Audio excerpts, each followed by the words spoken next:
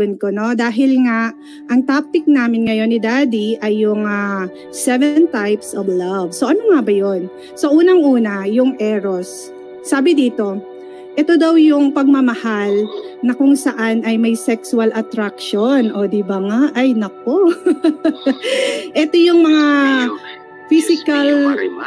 Yes, ay grabe. Ito yung mga tipong careless whisper ang tugtog. Ito yung may physical desire towards others. Ayan. So dito pumapasok yung love na meron tayo para sa opposite sex, ganon. Or yung mga boyfriend, girlfriend, o yung mga ganon, yung mga ganong factor, o diba nga? At saka, sabi din dito, and a lack of control. Ay, so, dito rin nabibilang yung yung mga one night stand. Oh my God, parang yan, ang tao'y marupok, kaya daling lumimot. Correct. Ay, grabe, Dad, no? Grabe. Dito pala pumapasok yung mga ganong type of love. And of course, meron din yung sabi nila, super powerful daw to, tsaka passionate. Ayun. And can dissipate quickly. So, nawawala din siya, ganun.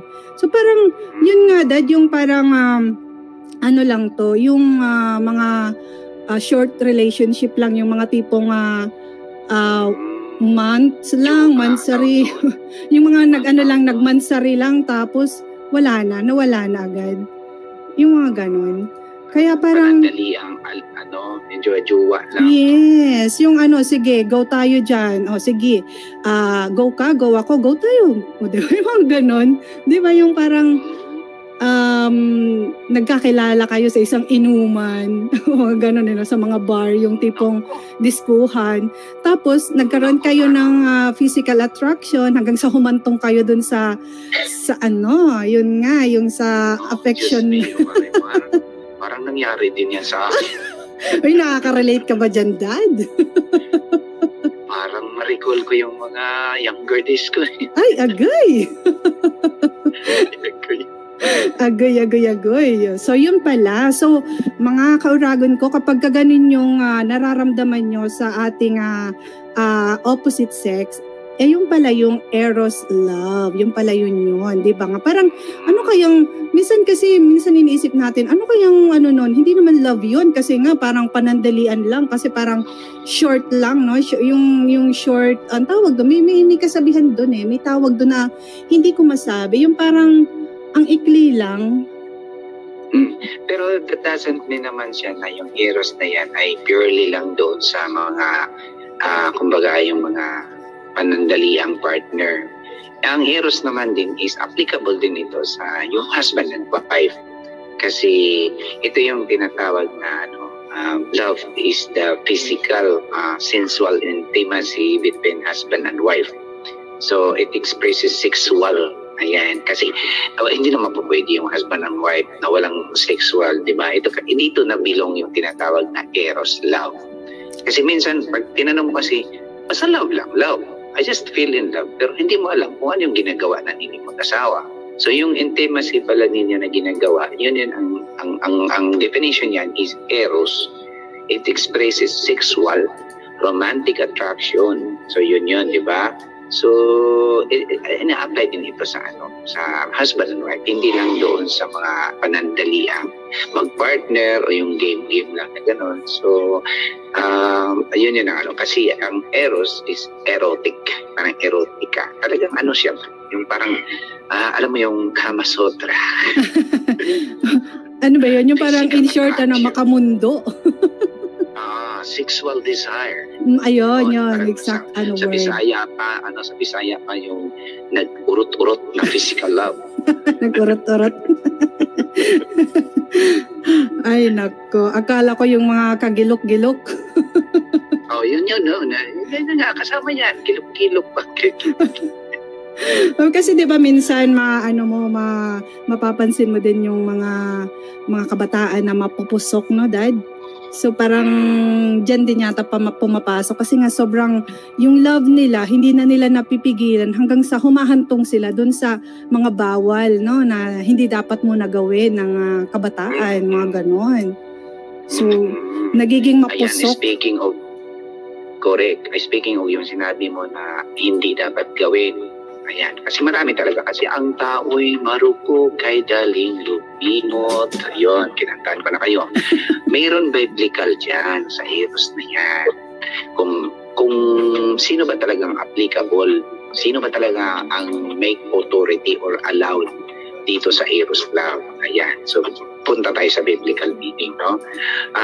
Nasa Bible din kasi yan. Ang sabi kasi dito, sabi ni Apostle Paul, ang Eros daw is reserved for marriage.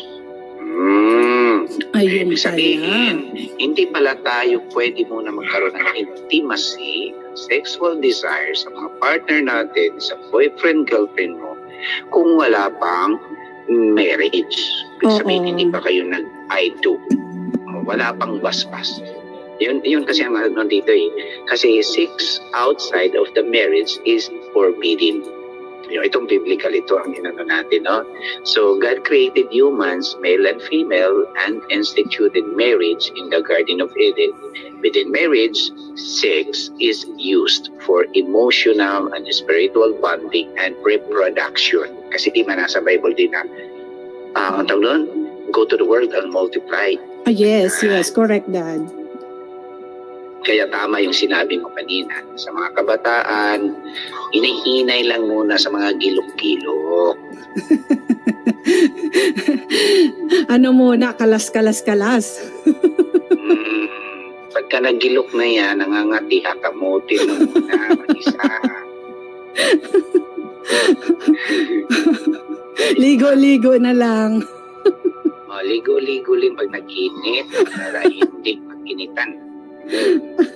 Hindi naman kasi ang nangyayari kasi, Dad, parang siguro nga yung iba ano din sila yung kabataan natin ngayon dahil nga sa sobrang pusok yung parang sige nga i-try nga natin yung ganung ano ba. Correct. Kailangan itinatry para malaman natin kung totoo ba o di ba nga nung nabuntis agoy.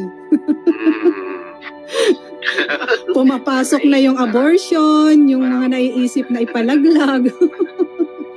Paulit nga yung sinabi mo kanina, susubukan ko mabuntis, sabi ko, aray. Agoy.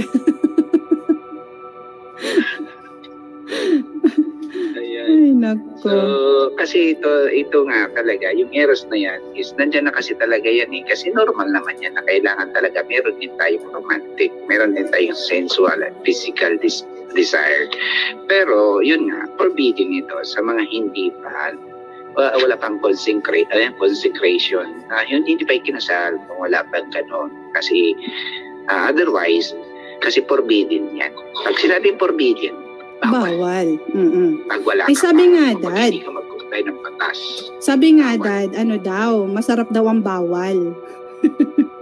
Yun lang, kaya maraming na-high blood at saka na-stroke eh.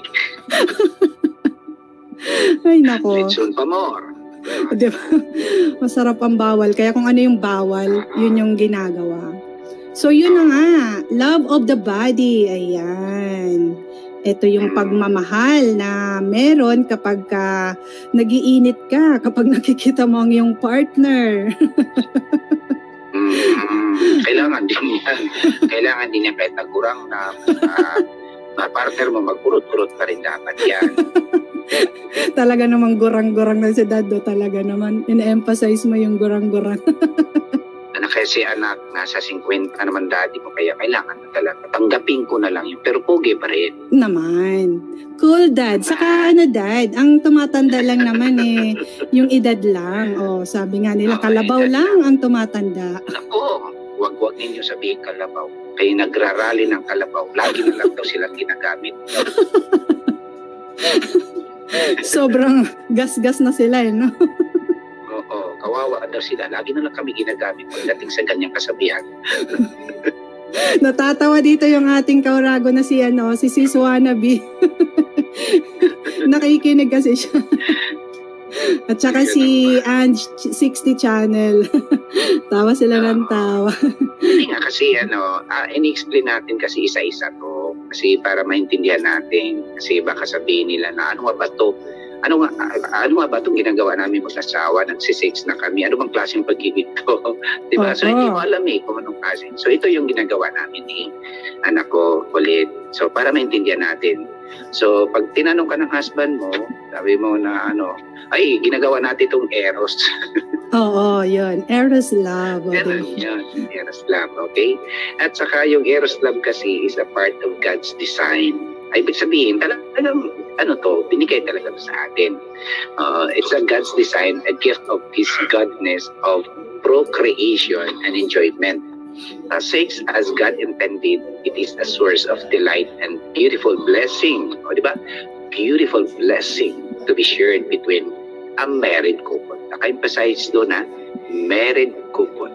So, yun po, forbidden talaga pag hindi pa married. Okay? Kung sino man yung makikinig dyan ng mga kabataan, ayos kayo para hindi kayo mabakunahan ng COVID. Ibang bakuna kasi dad yung binibigay ng mga kabataan ngayon no? Pagka nag-init sila, nako, babakunahan. Tapos pagdating ng 9 na buwan, ay nako, may trophy na. Yan. Yan na yun. Okay lang yung kay gwapo-gwapa man ang trophy. Kalurke, dahil. Okay. So siguro naman na-explain na natin yung So, kung gusto talaga ninyo guys, nandyan yan sa Songs of Solomon 1:2-4. So, about the eros, no? So, makikita po natin yan sa Old Testament. Nandyan po yan. Kasi eros love in the Bible affirms sexuality as part of the human existence. Kasi, kung wala yung eros, hindi tayo mag-multiply. Hindi tayo dadami. Diba? Kaya, nakadesign talaga siya.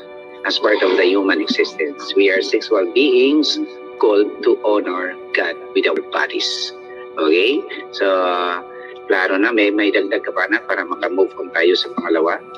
Wala na dad. Kasi parang lahat naman na nasabi natin.